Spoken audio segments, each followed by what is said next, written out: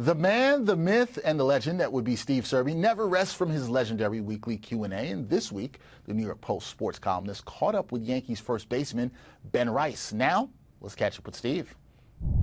Steve, there you are, dressed a little bit differently that I've never seen you. You got the dress shirt, you got a tie. Is that a flannel tie that we see there? I have no idea, but I know it's a tie, and the reason I'm dressed up for me is because I think you're one of the New York City's most fantastic fashion plates. And you inspire me, Dex. You really do.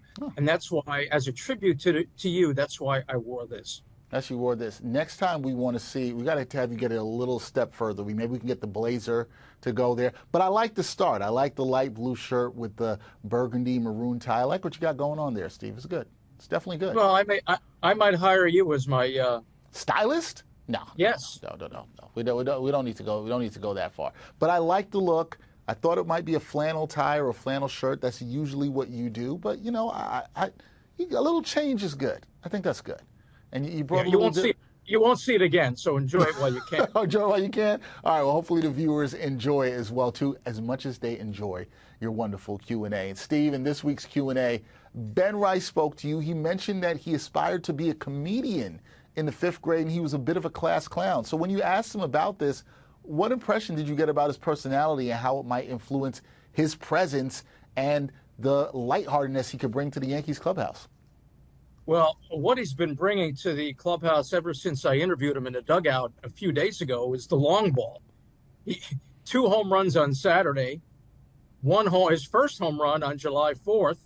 So I must be a good luck charm or something. So that'll be the biggest impact he can make, replacing Anthony Rizzo. But he's mature beyond his years, actually, for someone who fancied himself as a class clown back in 5th grade, grew up wanting to be a comedian.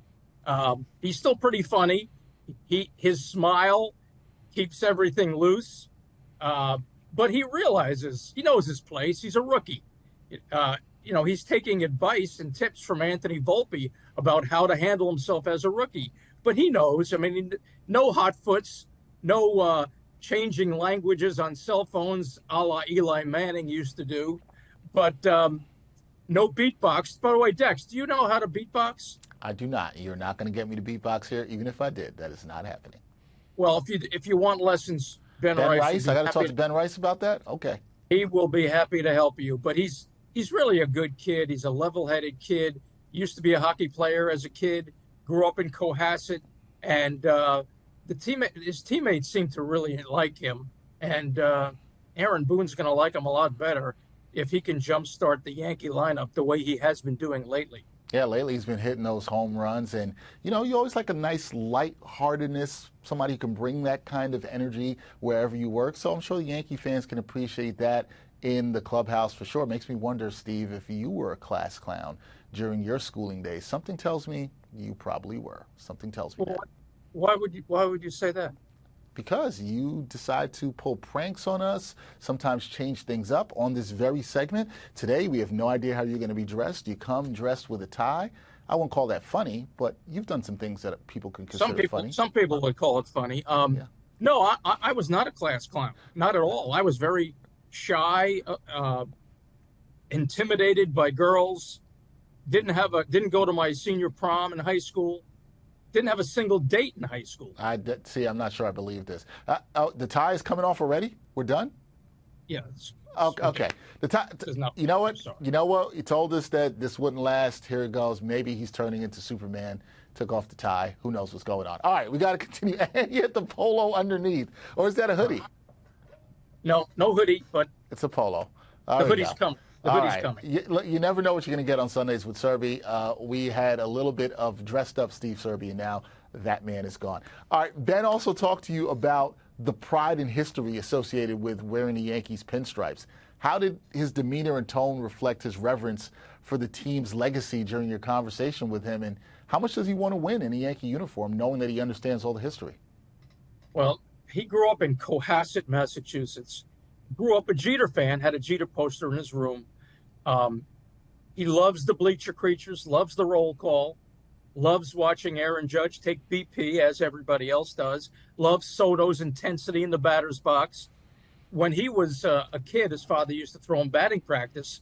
And when his father wanted to throw heat, his father would throw a Goose Gossage-esque fastball.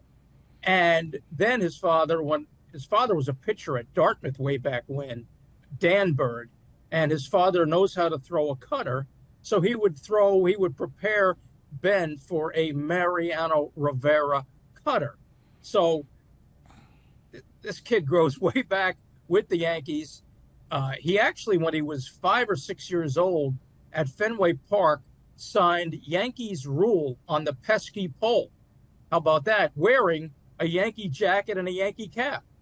So, look, he's got the right makeup for this town. He acknowledges that you need to like the bright lights that come with playing in New York and playing on the big stage with the Yankees. And he acknowledges that there's an extra weight on being a New York Yankee, but he thinks it's cool. He's made for this town. And I think we're really starting to see that. And he's going to be tough to dislodge from the lineup if he keeps hitting the way he's suddenly been hitting. Yeah, he's been hitting very well. Very impressive start for pretty Ben Rice. Swing, very pretty Yankee. swing. He loved very pretty Ken Griffey Jr. swing. Yep. Loved Griffey Jr. swing as a kid, and who didn't? But I asked him to rate how pretty his swing is on a scale of 1 to 10. I think he said he was a 9, or 8 or 9. I mean, listen. That's pretty good. It's pretty good. Good.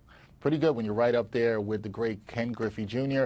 Speaking of great, check out Steve Serby's Q&A with Ben Rice. It is a really good one. Steve, before we go, I do have to say, as great as that Q&A was, I'm a little disappointed with you because this got off to a great start where you were wearing some different attire that I was very impressed by, and you couldn't even last the whole segment. You couldn't give the people what they wanted the whole segment, and they see you in a dress shirt and a tie, and now you're trying to put the tie around your neck over the polo, which is not a good look at all. I just have to be honest. It is not a good look. Well, like I said, you inspire me. You are a fashion plate. You're, I mean, seriously, I mean that. I admire the way you are styling, man. You are top of the line. Well, you know what? You know what? This is the second best compliment I've received in terms of dress this year. The best one I got was from the great Walt Clyde Frazier, who told me I was the second best dressed sports personality in New York. And coming behind Clyde, I absolutely will take that. I will take that. I think one segment I'd love to see if you could borrow one of his outfits. I'd like to see you host a show in that.